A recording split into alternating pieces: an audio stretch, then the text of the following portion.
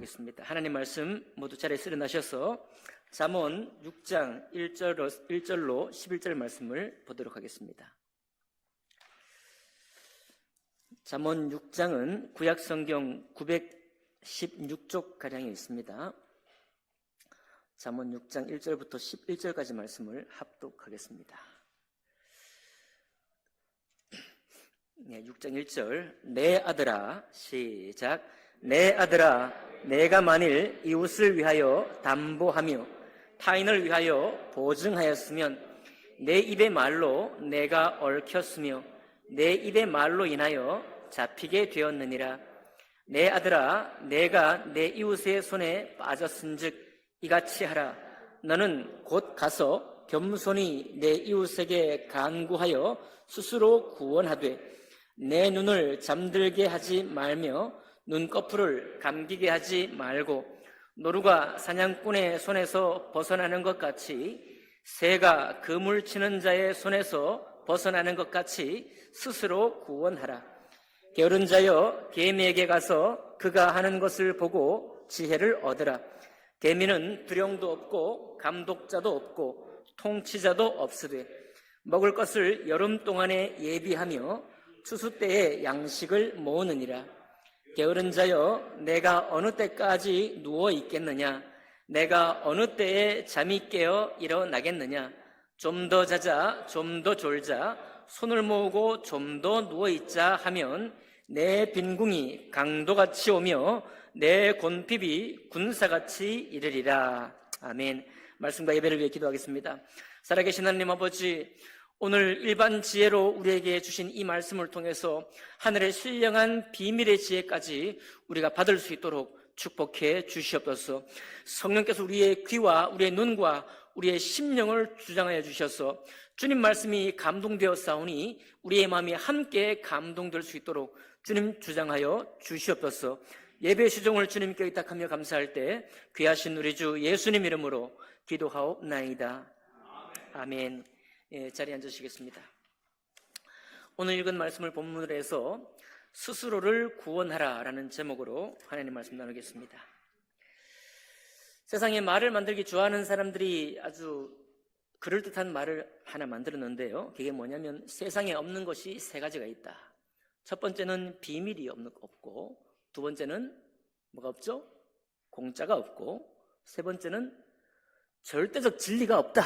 이렇게 그럴듯한 말을 만들었고, 이 말들이 세상 많은 사람들에게 영향을 주고 있는 것 같습니다. 세상에 없는 것 세 가지가 뭐라고요? 비밀이 없고, 아무리 꽁꽁 감추려 해도 이 비밀이 곧 새어나가게 되고, 공짜가 없다. 공짜라고 아주 싸게 산다고, 싸게 판다고 아무리 광고를 하지만 사실은 싸게 사는 게 아닌 경우가 많다. 제값을 주고 치러야만 제대로 된 것을 누릴 수 있다. 이런 의미죠. 세상에 공짜는 없다. 마지막 세 번째, 절대적 진리가 없다. 이 말입니다. 절대적 진리가 없다. 절대적 진리가 없다는 말은 아주 유행이 되어서 철학 사조가 되고 현대인의 정신이까지 되어 있습니다. 그럼 오늘 이 말씀을 통해서 과연 이 세 가지가 어떤지에 대해서도 우리가 잠깐 나눌 것이고, 오늘 우리가 읽은 본문 말씀처럼 스스로 구원하는 것이 무엇인지 우리가 살펴보기를 원합니다. 오늘 본문 말씀을 보면요, 스스로 구원하라. 이게 사실은 우리에게 굉장히 낯선 이 말씀입니다. 우리 하나님께서 우리를 구원하실 때는 스스로 구원하라는 말씀이 없습니다. 왜냐하면 우리는 구원의 능력이 없는 것이죠. 우리 중에 어떤 사람도 하나님께 나아갈 수 있는 자격도 없고 그런 능력도 없는 존재입니다. 전적으로 주님께서 우리에게 주신 구원의 은총을 받아들일 때 우리가 구원받는 것이니 스스로 구원한다는 말은 성립이 될 수가 없습니다.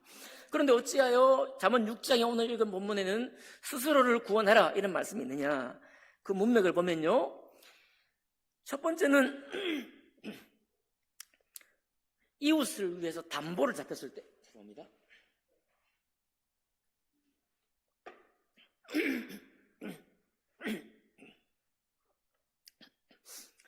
실수였던 성급한 결정이었지 간에 어떤 결정을 해서 나의 이웃, 내가 아는 지인들에게 나의 소유가 담보를 잡히게 되었습니다. 왜 잡혔겠어요? 그를 도와주려고, 그렇죠? 그를 도와주려고 궁급하고 긴급한 요청 때문에 어쩔 수 없이 자기 재산을 담보를 잡은 것입니다. 근데 그때 주님께서 하시는 말씀이 뭐냐면 그 보증, 너가 선 그 보증 때문에 또 네 입으로 선 그 보증, 그리고 물론 공증할 만한 도장을 찍었겠죠. 그것 때문에 네가 얽혔다 이거예요. 또 그 보증 선거 때문에 네가 그게 잡혔다.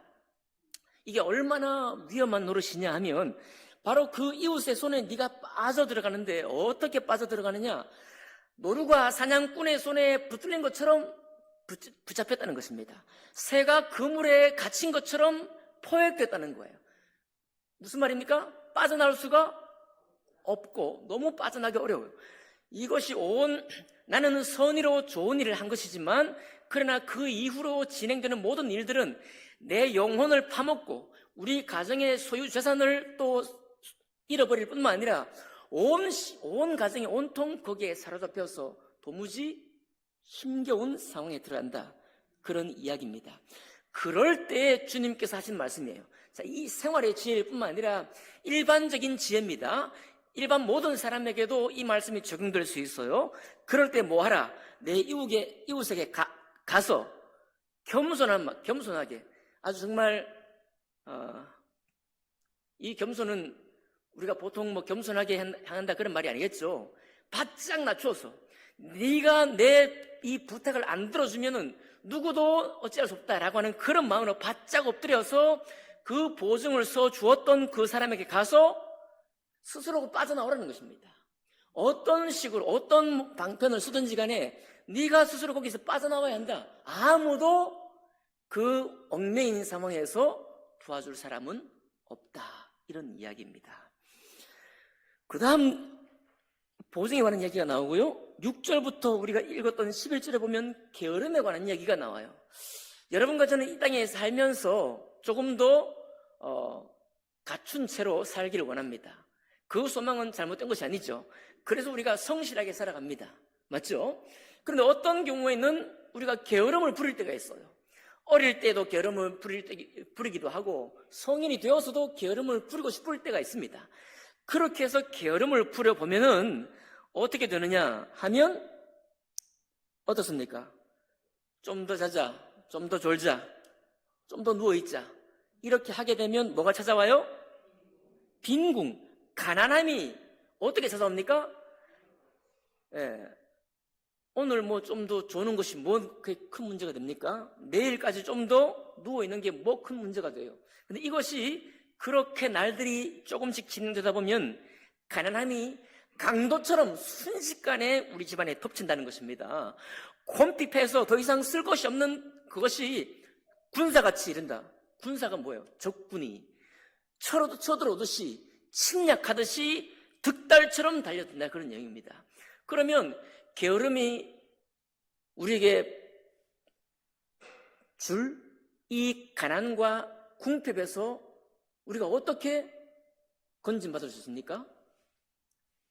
스스로가 게으른 삶에서부터 빠져나와야 되는 거예요. 누가 나를 도와줍니까? 누가 도와주지 않아요.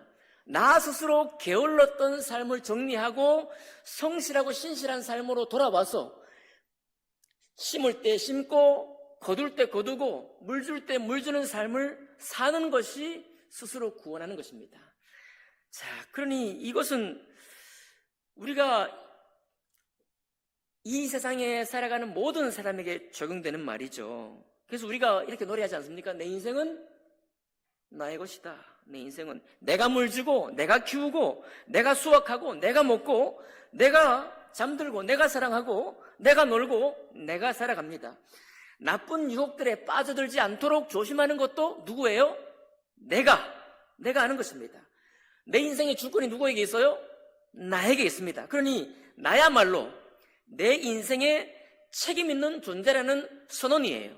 너의 인생은 네가 책임지는 것이다. 그 말입니다. 이게 좋은 말이에요? 나쁜 말이에요? 부담스러운 말이에요? 당연한 지당한 말이에요? 그리고 당연한 말입니다. 내 인생은 내가 책임지고 내가 내 인생에 책임 있는 존재다. 누가 말려요? 누가 방해합니까? 아무도 방해하지 않습니다. 여러분, 그러니까 우리 인생에 나의 책임을 내가 지는 것은 지당하신 사실입니다. 이렇게만 얘기하면 오늘 말씀이 끝났네요. 이렇게만 얘기하면 잠언의 이 말씀이 왜 성경책에 있어야 됩니까? 예. 우리 주님의 이 스스로 구원하라 이 말은 원래는 스스로 건져내라, 스스로 구해라 그런 얘기예요.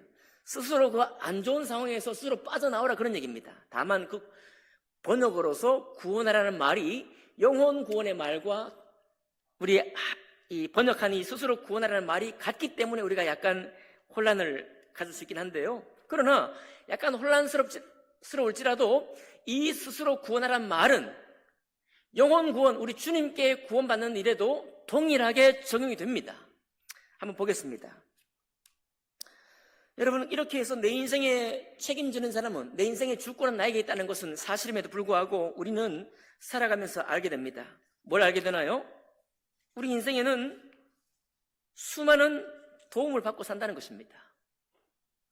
우리는 내가 책임지고 인생을 살지만 나를 돕는 수많은 사람들에 의해서 내가 인생을 책임질 수가 있게 되는 것입니다. 하다못해 길에 나가면 교통을 통제하는 경찰의 통제가 있어야 내가 질서 가운데 살 수 있습니다. 내가 병이 나고 아플 때 나를 치료해주는 의사가 있어야 내가 도움을 받는 거예요. 그러니까 내 인생의 주권과 주도권과 책임감 있는 존재가 나에게 맞지만, 그러나 내가 나로서만 있지 않습니다. 모든 존재는 누군가로부터 수많은 도움 가운데 우리가 살고 있는 것입니다. 그렇죠. 그러니까 다른 사람에게 도움 받아야 할 때 받아야 할 도움까지 거절하는 것은 어리석은 것입니다. 필요한 도움을 내가 거절하고도 내가 내 인생에 책임 있는 주권자다. 그건 얼토당토하지 않아요. 도무지 인생은 그렇게 된 법이 없습니다, 여러분. 그러니까 내가 내 인생에 책임 있는 존재일 뿐만 아니라 우리가 서로 도움을 주고 도움을 받는 존재예요. 왜 오늘날 교회라는 모임이 있습니까? 왜 여러분과 제가 수많은 모임을 갖고 있나요? 그 수많은 모임들 속에서도 서로가 서로를 도와주고 도움받는 것이 작용하기 때문입니다. 우리가 서로 대화하면서도 서로의 도움을 받아요. 나는 이렇게 생각했는데 당신은 그렇게 생각하느냐?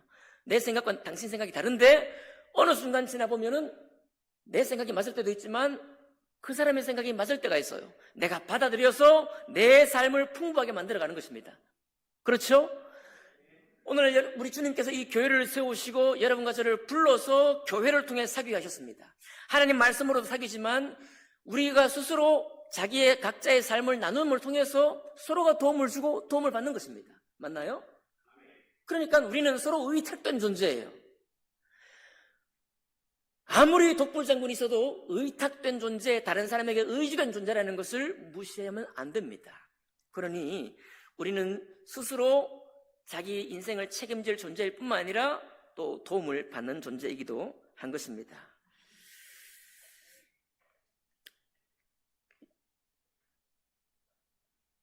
여러분, 그러니까 우리가 책임 있는 존재이면서 서로 도움받는 존재입니다. 그러면 우리가 어떻게 하나님 앞에 나아갈 수 있습니까? 자, 내가 할 수 없는 영역도 세상에 많이 있는데 거룩한 하나님 앞에 우리가 나아간다는 것은 어떻게 할 수 있나요? 아까도 말씀드렸지만 이것은 스스로 할 수 있는 일이 결코 아닌 것입니다. 왜냐하면 거룩하지 않은 존재가 거룩한 존재 앞에 나아갈 수 있는 길 자체가 없기 때문입니다.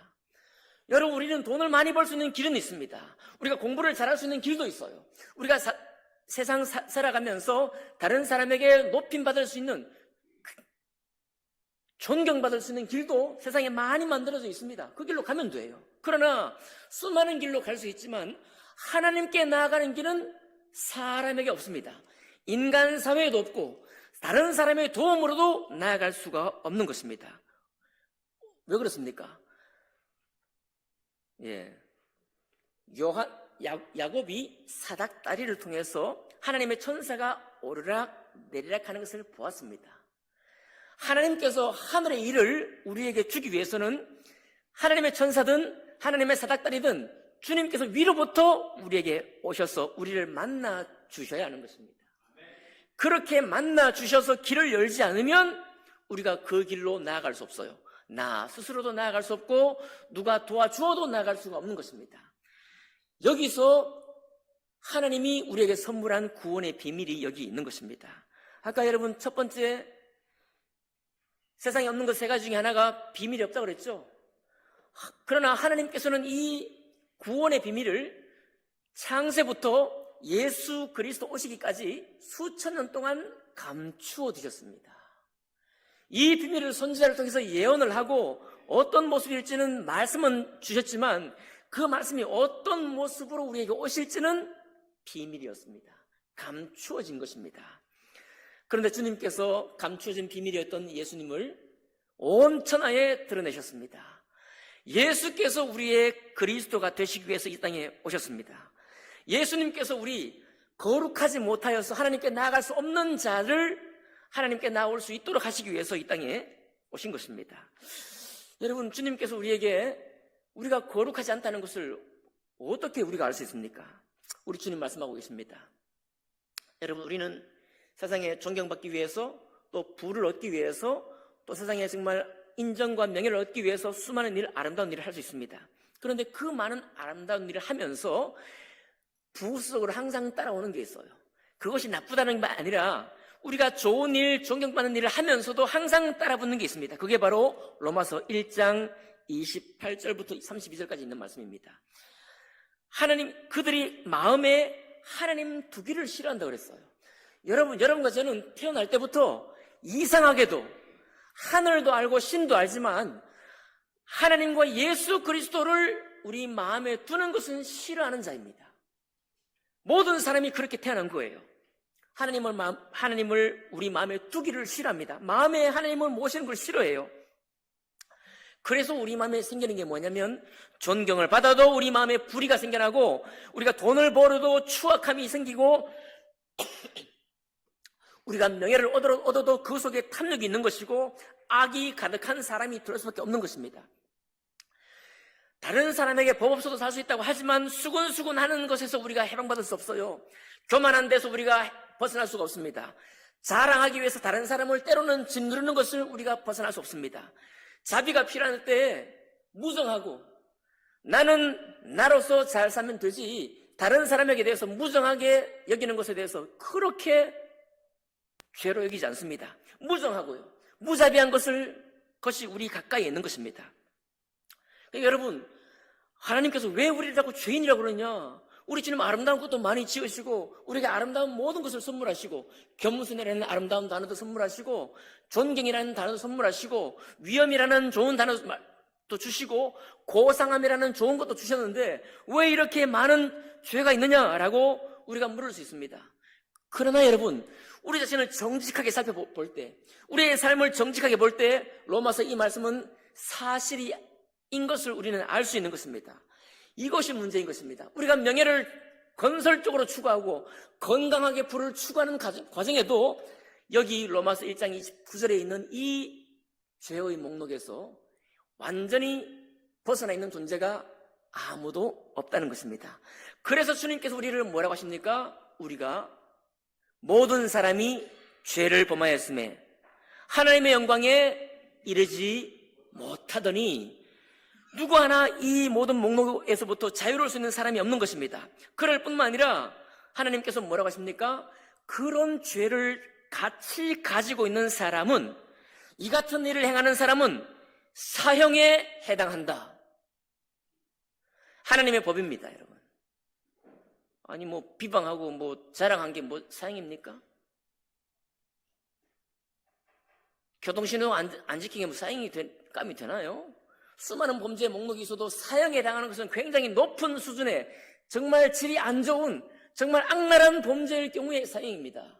그런데 주님께서 뭐라고 하시느냐? 이 거룩한 하나님께서 뭐라고 하시는가 하면 이와 같은 일, 비방하고 무정하고 교만하고 하나님께 미워하는 자고 살인하고 수군수군하고 비방하고 탐욕을 부리는 무정한 것조차도 주님께서 뭐라고 하시느냐? 사형이다라고 말하는 거예요. 여러분, 이해를 좀 하셔야 될 것 같습니다. 제가 지난 가족에 좀 아픈 일을 겪었습니다. 교회적으로도 아픈 일을 겪었지만은요. 그래서 장례를 이제 치르면서 저희 민통선에 들어가야 합니다. 거기에 가족 선산이 있고 거기에 우리 장인어른도 거기에 계시고 장모님도 거기 계시고 이번에 우리의 형제도 그곳에 이제 갑니다. 정말 슬픔이 있는 가정 내 움직임이었기 때문에 일이 그냥 순적하게 진행되면 좋지 않겠습니까? 민통선에 갔습니다. 딱 갔는데 거기에 정말 우리 아버님 때부터 일을 돌봐줬던 장지를 만드는 분 있죠? 그분은 그 마을에 사는 분이고 벌써 그 민통선을 여러 번 드나들던 사람이고 이 일이 어떻게 진행될 것인지 모든 것을 다 아는 사람이고 심지어는 저희 가족에 대해서도 아는 사람입니다. 그분이 이렇게 말했어요. 민통선 앞에서 차가 몇 대가 멈춰서 있는데 그냥 대표자 한 사람 주민증 받고 그냥 통과시켜. 그분이 한 얘기예요. 저도 들어보니까 지금 뭐 이 절차를 따지고 하기가 좀 그렇지 않습니까? 좀 민망한 상황이 아니겠습니까? 그러니까 좀 대표자 몇 사람 받으면 되지 않겠어요? 저도 그분이 저분이 저렇게 말해주니 우리가 좀 빨리 가겠다라고 생각했어요. 저도 그런 생각까지 품었습니다. 근데 웬걸요? 처음에는 그렇게 가져가더니 나중에 원래 원칙이 뭐냐면 들어가는 모든 사람의 신분증을 다 걷어가요. 다 걷어갈 뿐만 아니라 거기에 사람 이름, 전화번호, 주민등록번호, 주소 다 쓰고 대표자까지 확인해야만 들어가는데 원래 원칙이 그렇습니다. 이번에 그런 어려움을 가운데 있는 우리에게도 똑같이 적용하는 거예요. 그 일병들이 남아가지고 왜 그렇습니까? 그냥 우리 생각에는 아니 이럴 때는 좀 융통성을 부려봐 이러고 싶지 않습니까? 여러분 거기는 군부대입니다. 군부대는 군부대의 법을 따르는 거예요. 우리는 불편하고 이게 왜 이렇게까지 하냐라고 생각하지만 그러나 거기는 군법이 있고 당연히 그 병사들이 행해야 될 지침들이 있고 그 지침을 따르는 것이 맞습니다. 제가 잠깐 기대했지만 맞다 그러는 게 당연하다 생각이 들었습니다. 여러분 하나님을 소홀히 생각하는 분이 아무도 없기 바랍니다. 하나님은 거룩한 분이십니다. 그 거룩한 분이 이렇게 말씀하실 때는 하나님의 법전에서 하나님의 거룩한 나라에서 적용되는 법이다 이 말입니다. 여러분과 제가 그냥 안일하게 뭐 이런 것도 죄야 뭐 이런 것도 사용하시는데 하나님이 이렇게 말하고 싶을 수 있습니다. 우리 사회를 살아가는 사람 누구도 여기에 동의하지 않습니다. 그러나 주님의 법입니다. 주님이 이렇게 말씀하셨어요. 주님께서 이 모든 것조차도 사형에 해당하는 죄다라고 분명히 말씀하고 있는 것입니다. 그리고 이 죄는 우리 안에 하나님이 계시지 않는 한은 우리 안에 우리를 구원하셔서 하나님의 거룩한 영을 우리 안에 두시지 않는 한은 우리가 주님을 영접함으로 우리 안에 주님과 함께 교제하는 것이 없는 한은 이것은 계속 반복이 될 수밖에 없는 것입니다. 그러니 하나님 말씀이 옳습니까? 틀렸습니까? 이 일을 범하는 자는 사형에 해당한다는 말씀이 과한 것입니까? 정당한 것입니까? 하나님 보실 때는 정당한 것입니다. 주님께서 그렇게 우리에게 선포하신 것입니다. 그러니 우리 마음대로 나 열고 들어갈래, 나 그냥 들어갈래, 보내줘 라고 한다고 할 수 있나요? 아무도 그런 식으로는 주님께 나아가지 못합니다. 아무도 그런 중에는 주님의 영광 앞에 나아갈 수조차가 없는 것입니다. 그러면 어떻게 해야 됩니까, 여러분? 우리가 알고 있는 것이 있죠? 모든 사람이 죄를 범하였음에 하나님의 영광에 이르지 못하더니 그리스도 예수 안에 있는 속량으로 말미암아 하나님의 은혜로 값없이 의롭다 하심을 얻은 자만이 우리 주님께 나아갈 수 있습니다. 그런데 세상에 두 번째 없는 게 뭐라고 그랬죠? 공짜라고 그랬죠? 공짜가 없습니다. 값없이 갈 수 있다니요. 값없이 의롭다 하시면 얻다니 이런 게 있을 수 있습니까? 없어요, 여러분. 값없이 의롭담을 받을 수 있는 길이 없습니다. 그건 절반만 주님의 말씀을 우리가 듣고 있는 거예요. 세상살이도 공짜가 없는데 하나님께 구원받는데도 공짜 없어요, 여러분. 세상에도 귀한 것은 제값을 주고 얻을 수 있는 것처럼 거룩한 하나님 앞에 거룩하다고 인정받는 데는 어마어마한 사람이 지불할 수 없는 값이 거기에 필요한 것입니다. 공짜로 간다고요? 천만의 말씀이에요. 세상도 공짜가 없고 주님께도 공짜는 없습니다. 그럼 어떻게 합니까? 예수 그리스도 당신의 몸으로 당신이 우리가 지불해야 될, 지불할 수도 없을 그 거룩한 형벌의 값을 지불한 거예요. 그러니까 여러분, 우리가 값 없이 가는 것이 아니고 예수 그리스도의 값으로 지불된 것을 우리가 믿음으로 거룩하게 여김을 받는 것입니다. 여러분과 제가 사형당하고 내가 죽고 내가 지옥 형벌을 받아야 마땅합니다. 왜요? 주님은 이것은 이런 일을 행하는 자는 사형이라고 말씀하셨기 때문에 한 번 죽는 것은 사람에게 정하신 것이요, 그 후에는 심판이 있다고 말씀하셨기 때문에 내 육체는 죽어도 다시 심판의 때가 온다고 주님 분명히 선언하고 계십니다. 하나님의 법이에요. 그런데 그런 놀라운 법에 우리가 눌려 살다가는 행복할 수 없고 소망이 없고 삶이 아닌 것입니다. 벌어도 허망한 것입니다. 명예를 가져도 헛된 것이에요. 권력을 가져도 허망할 수밖에 없는 것입니다. 그런 우리를 하나님께서 너무너무 사랑하시기 때문에 당신의 독생하신 아들을 죽음 가운데 내보내가지고 그분의 거룩한 보배로운 피를 흘려서 그 거룩한 피값으로 이 형벌값을 지불한 것입니다. 그것을 지불한 것을 우리에게 알려주신 거예요. 그걸 뭐라고 하느냐? 하나님의 사랑이라고 하는 것입니다. 왜 내가 죄를 졌는데 하나님이 대신 갚아주셔요? 아들에 대한 이런 이야기가 있습니다. 제가 참 아직은 제가 충분히 경험 못했지만 우리 여러분들은 경험한 분들이 많을 거예요. 아들은 나이에 따라 달라진대요. 아들이 낳을 때는 1촌이랍니다. 1촌은 제일 가깝죠? 아들, 딸 다 마찬가지. 특별히 또 아들입니다. 1촌, 딸도 그렇죠. 대학 가는 순간 아들은 부모에게는 사촌이 된대요. 사촌. 좀 멀죠? 군대 제대하면은 8촌이 된대요. 한참 멀어졌습니다. 내 아들 아니에요, 이제. 장가 가면은 사돈의 8촌이 된대. 내 8촌도 아니야. 장가 가면 사돈의 8촌이 됩니다. 그러니까 좋은 건 전부 다 장모님, 장인어른, 아내에게 다. 그런 얘기 들어보죠. 우리 딸들은 결혼해가지고 부모님께 뭐 여행도 가라고 그러는데 아들은 절대 그런 법이 없다 그러잖아요. 그래요? 아들 그렇게 해봐. 혼날 거야. 네. 잘난 아들은 또 부모의 것이 아니고 나라의 아들이래. 왜 잘나면 어디 계기업에 해외 출장 가야 되죠. 바쁘죠. 뭐 더 잘난 아들은 뭐 공무원 돼갖고 고위급 관리가 돼갖고 정치 경제 책임지느라 바쁘지 않습니까? 나라의 아들이래요. 돈 잘 버는 아들은 또 사돈의 아들이라네요. 죄송합니다. 그런데 기가 막힌 마지막 문장이 하나 더 있습니다. 그게 뭐냐면 이 아들이 내 아들이 될 때가 있는데 언제냐? 빚진 아들. 네. 아들이 돈 벌면은 장인아들에게 선물도 주고 뭐 온갖 사람이 다 주지만 빚진 거를 장인이 물론 갚아줄 수도 있겠지만 당신의 아들도 있잖아요. 장인도 아들이 있지 않겠습니까? 그러니 아들이 큰 빚을 졌습니다. 누가 갚아요?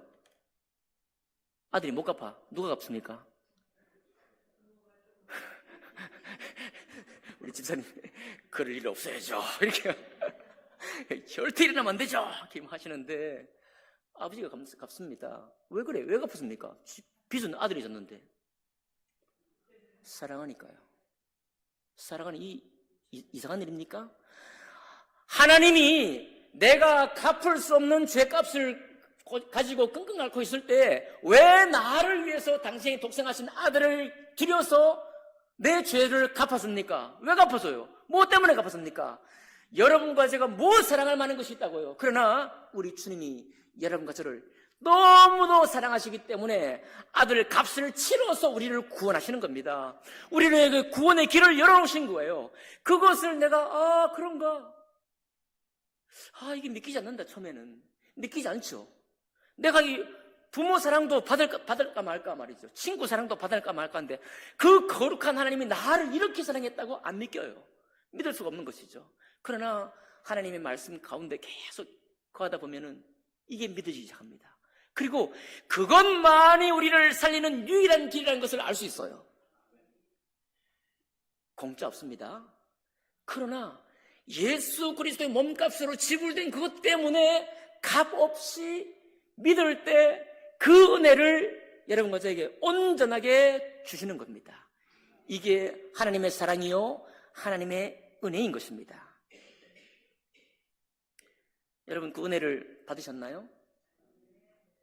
우리가 받은 은혜는 그만큼의 값이 지불된 은혜라는 것을 기억하시기 바랍니다. 특별히 여러분, 예수님은 또 어떠시냐? 여러분, 예수님은 우리의 구원주가 맞습니다. 그렇죠? 예수님은 또 말씀하시기를 나는 목숨을 버릴 권세도 있고 목숨을 다시 얻을 권세도 있다고 말씀하셨어요. 그 얼마나 놀라운 권세가 있는 분이십니까? 그런데도요, 예수님이 십자가에 올랐을 때 많은 사람들이 조롱을 했습니다. 야, 당신 살아있을 때 이 사람도 구원하고 저 병도 고치고 그렇게 잘하더니 이제는 당신은 문제가 됐다. 당신 스스로 구원해보라. 했어요, 안 했어요? 했습니다. 그러면 예수님께서 목숨을 버릴 권세도 있고 목숨을 다시 얻을 권세도 있다고 말씀하셨으니 주님이 얻은 권세가 성경의 다른 말씀에 보니까 천군 천사가 우리 주님을 도울 수 있지 않겠습니까? 주님은 안 죽으실 수도 있는 것입니다.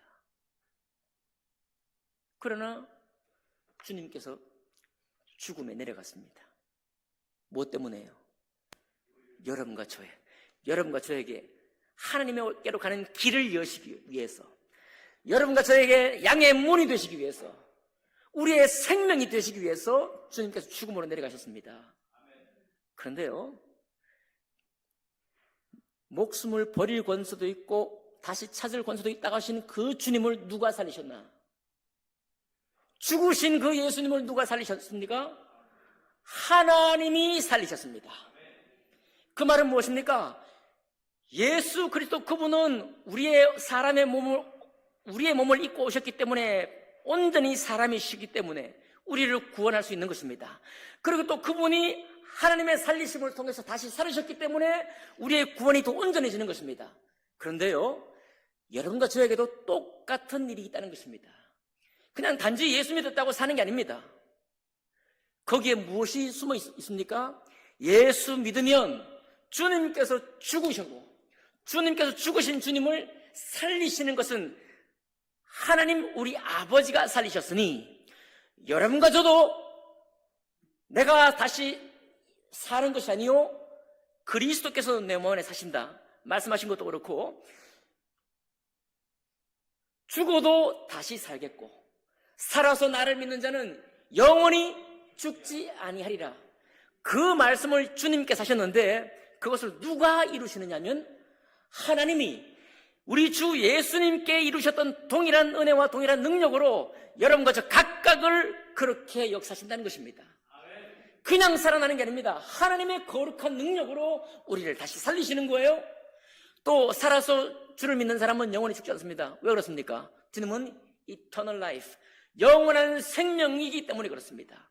그분이 영원한 생명이기 때문에 설령 나의 목숨이 이 땅에서 쓰러졌다 할지라도 내가 죽었다 할지라도 믿은 사람은 영원한 생명 안에 있게 되는 것입니다. 나조차고 하는 얘기 아니에요. 우리가 그러면 선물처럼 주셨다 이런 게 아닙니다. 하나님의 놀라우신 법이 성경에 기록해 놓은 주님의 규칙이 주님의 사랑의 원리가 그렇다는 거예요. 이 말씀이 엄밀하고 어미하고 반드시 이루시는 말씀이기 때문에 여러분과 제가 하나님의 말씀을 듣고 믿음으로 내 주님이 되어 주십시오. 나도 주님을 살리신 하나님의 능력이 나 영원한 평생의 삶에 내 하나님이 되기를 원합니다. 그리고 나에게 하나님께로 가는, 영광의 주님께로 가는 길과 진리와 생명이 되신 그 주님이 나의 주님이 되어주시기를 내가 원합니다 라고 주님 하신 일을 받아들일 때, 영접하는 자, 곧 그 이름을 믿는 자들에게는 하나님의 자녀가 되는 권세를 주셨으니,